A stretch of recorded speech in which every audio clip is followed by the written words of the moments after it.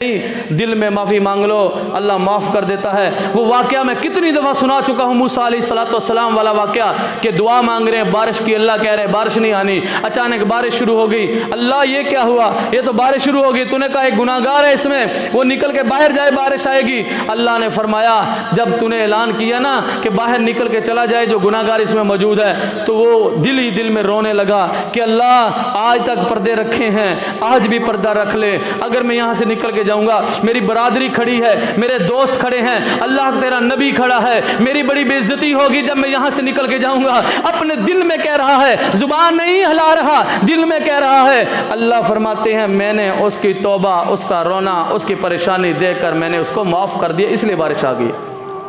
मूसा फरमाते अल्लाह मुझे उसका नाम बता दे। फरमाया जब नाराज़ था उस वक्त नहीं बताया, अब क्या बताऊं, अभी आप भी बैठे बैठे, मैं भी खड़ा खड़ा दिल में अल्लाह से माफ़ी मांग लें। बाकी जो अयाम बचे हैं रमज़ान के, खुदा की कसम 1 के 70 आज भी मौजूद है। 1 हरफ पढ़ोगे, आम दिनों में 10 नेकियां, इन दिनों में 1 हरफ पढ़ोगे 700 नेकियां मिलेंगी। आम दिनों में 1 रुपया खर्च करोगे 1 का सवाब मिलेगा, रमज़ान के महीने में 1 खर्च करोगे 70 का सवाब मिलेगा। मैं कहता हूँ अभी भी खजानों की बोरियां खुली हुई हैं रब की, ये चंद दिन रह गए हैं, इसके अंदर लूट लो, जितनी सेल लूटी जाती है लूट लो।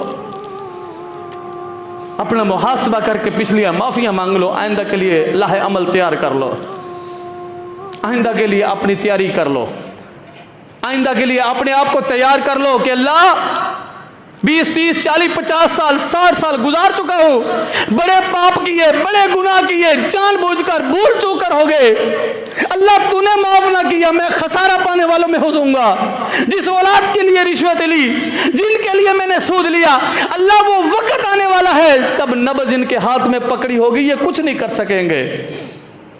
जिसके लिए मैंने इतनी तगो दोगी, जिस कोठियों को बनाने के लिए मुझे इससे भी निकाल कर वो मट्टी की ढेरी में मुझे वहां पर दफन करके आ जाएंगे, मेरा लिबास उतार लेंगे, मुझे कफन पहना के लाखों मन मट्टी के नीचे दफन करके आ जाएंगे। अल्लाह उस वक्त आने से पहले पहले मैं माफी मांगता हूं, मुझे माफ कर दे। खुदा की कसम माफी मांग लो।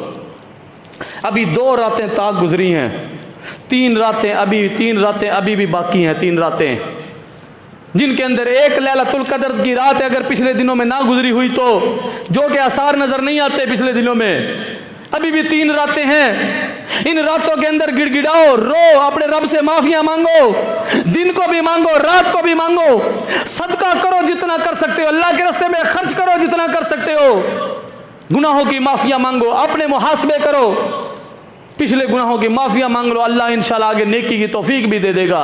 जब अल्लाह से तौफीक मांगे तो अल्लाह तौफीक भी अता कर देता है।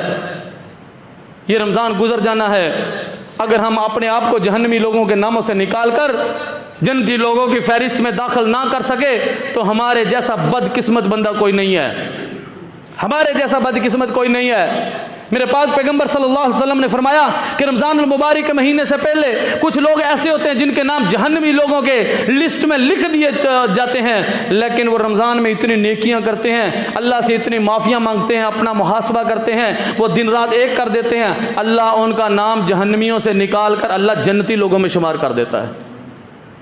तो अभी हमारे पास टाइम है। मैं अपने भाइयों को एक मशवरा दूंगा, आप लोगों ने अपनी फसलों का उशर निकालना है, रमज़ान के बाद निकालेंगे तो वो ये 1 मन का अजर मिलेगा।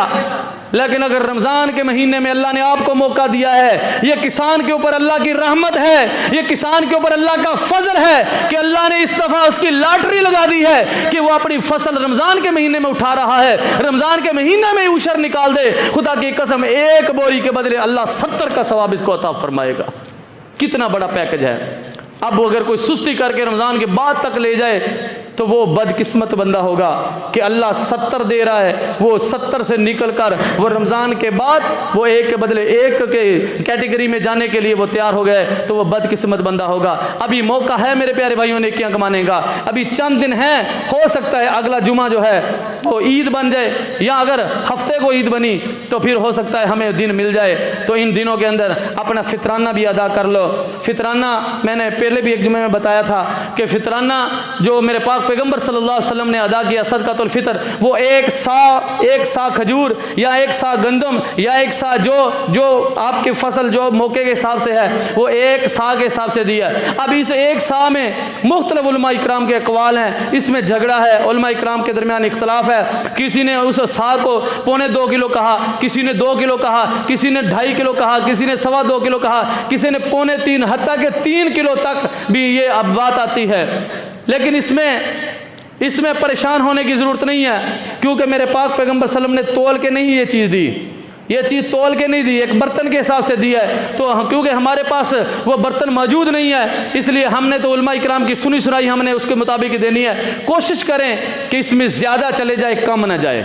हमने किन को देना है? अपने कमज़ोर भाइयों को ही देना है, अपनी कमज़ोर बहनों को ही देना है, हमने यतीमों मिस्किनों को ही देना है, हमने ऐसे लोगों को ही देना है जो ईद की खुशी बेचारे नहीं मना सकते, वो हमारे साथ मिल जाए, मिला लें। और मैं मशवरा यही दूंगा कि आप जल्दी फितराना अदा करें, जल्दी सदकातुल फितर अदा करें, ताकि उन भाइयों ने, अगर किसी ने अपने बच्चों के जूते लेने हैं, अगर किसी भाइयों ने अपने बच्चों के लिए कोई चीज़ लेनी है, या उसने अपने राशन का कोई इंतज़ाम करना है, तो वो वक्त से पहले अपना